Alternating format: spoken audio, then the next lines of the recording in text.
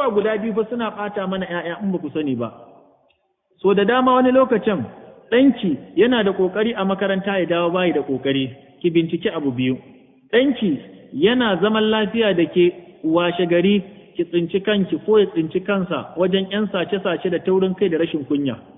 Malamai suka ce abu guda uku ya kamata ku duba. Abu na farko akwai wani abu da ake ce masa al'ainu, kambun baka. Kina da ɗa, saboda ɗan nan da kike da shi, masha Allah, kin masa duk abin da ya dace.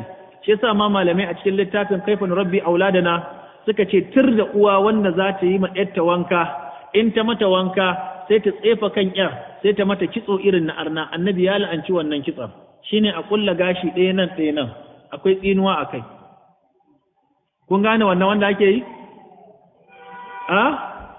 Irin wanda nan da nan ɗin nan.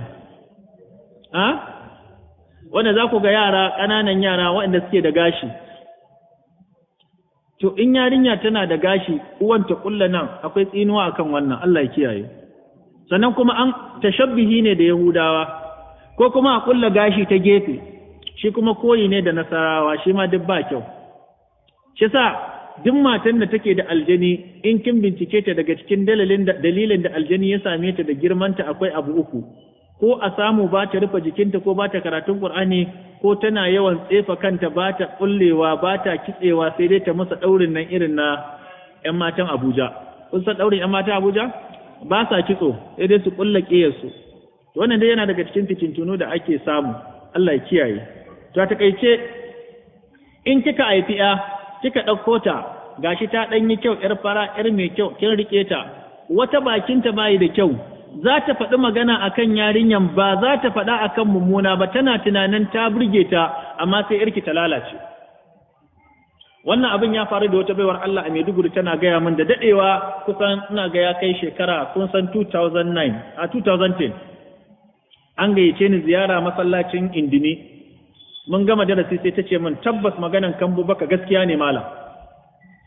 Ta ce min malam ina da a lokacin da muke magana ƴar tana gabana ta kai shekara 25.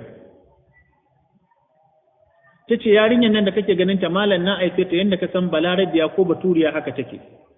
Allah ya mata kyau, amma kawai sai na tsinci kaina wata rana za mu tafi anguwa suna, ta ce za su tafi suna. Ta mata wanka, ta ce tun daga cikin gida har zuwa inda suka je ba wanda zai kalli yarinyar bai ce wance, wani ma har ɗaukanta yake yi. Ta ce wallahi las wanda ta karɓi ‘yarta, da ta ce ka wannan ‘yarki ce amma ‘yar tana da kyau, ta ce ta yi rikolin ɗin wannan.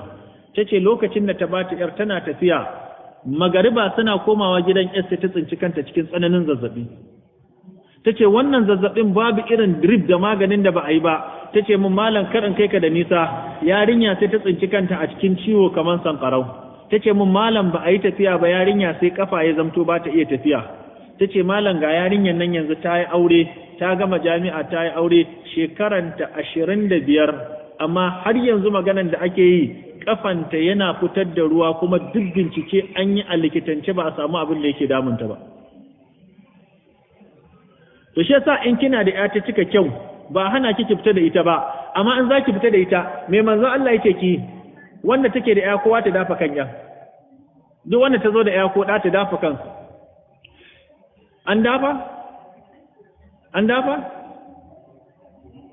An dafa? In baki da ki dafa kan kishiyarki. Kun gane?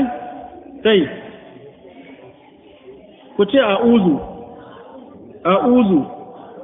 a'udhu bi kalimatillahi tamma min kulli shaytanin wa hamma wa min kulli ainin lamma. To wannan shine rigakafin da manzon Allah sallallahu alaihi wasallama ya ba mu kowa. Duk lokacin da ɗanki ko ƴarki kike tunanin cewa tana da kyau, wadda kina jin tsoron waɗannan abun ba zai cutar da ita ba, ga hanyar da ake so ki bi. An gane ko? To wani lokaci idan kina da ɗa ko ƴa, na biyu kuma tsananin soyayya, ki ga wata matan har makota da kishiyarta ta gane cewa tana tsananin son ɗanta. Ana haka ko ba haka? To wani lokacin tsananin son da kike gwada ma yaro, tsananin soyayya za ta iya sanyawa aljani ko ɗan adam ya cutar da ɗanki. Domin aljani yana daga cikin sababin sharrin aljani, in ya ga kina da ɗa ko ‘ya, kina tsananin so don ya miki mugunta sai ya taɓa yaron da rashin lafiya. Shi yasa annabi Muhammad sallallahu alaihi wasallam ya ce duk lokacin da magariba ya yi, kowace uwa ko uba ya riƙe wa ƙananan yara. Haka ne? Da Allah ku yi shiru mana.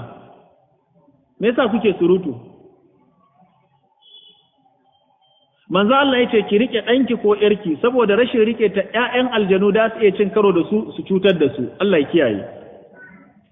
Abu na gaba, wani lokaci kambun baka yana iya sa a cutar da ɗanki. Sai kiga yaronki yana da ƙoƙari a naziri, yana da ƙoƙari a firamare, kwana biyu sai daina. Bakin mutane, kai wance ɗanta yana da kaza. Wani lokacin kuma iyaye ku kuke jawo kanku, duk gidan biki, kai ɗana yana da ƙoƙari, ai shi ya zo na kaza, ai shi ya zo na kaza, ai ɗana ya yi kaza, ai ƴata ta yi kaza. To wannan kambun baka yana sawa. Sai na uku, wanda zai ɗauki ɗansa ya kai shi makarantar arna, wannan ya ɓatar da ɗansa. Domin dole a samu ɗan in ya tsinci kansa cikin gwamnonin arewaci sai ya ji maransa cewa gara wanda ba musulmi ba da musulmi. Duk waɗanne yana daga cikin tarbiyyar da suka samu, Allah ya kiyaye. To a taƙaice, rigakafi na farko shine manzon Allah ya ce lokacin da za a samu ɗa a fara wannan addu'a. Bismillahi Allahumma jannibna shaitan wa jannibu shaitanin ma razaqtana.